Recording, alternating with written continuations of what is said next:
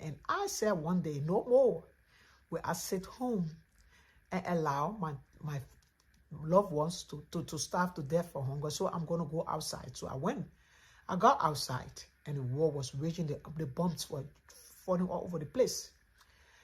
And when I got to certain place, a certain area, the rebels were, the soldiers, those who were fighting were all in and hiding in ambushes, so no one was outside. The place was only bombs and guns, but no one outside. All of a sudden it got quiet. So when I was outside, I was like, okay, the war has a little bit subsided. Let me just go and find food.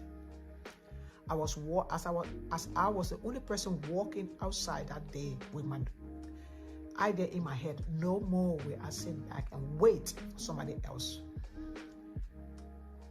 One of the soldiers screamed from his hiding place and said, "Woman, what are you doing outside? What is wrong with you?" I said, "No more will I sit home and starve to death. My food is there in that apartment. I'm going for it and bringing it to my family no matter what." He said, "Then you hurry up and get the hell out of here because we are fighting war." I said, "I know that."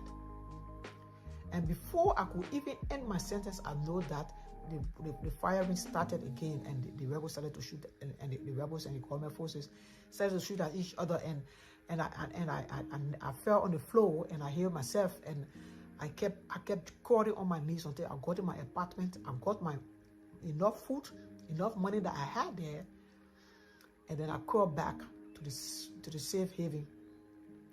And when my family members and friends saw me, everybody screamed out of fear from, "What in the world were you thinking?" And I said, "No more."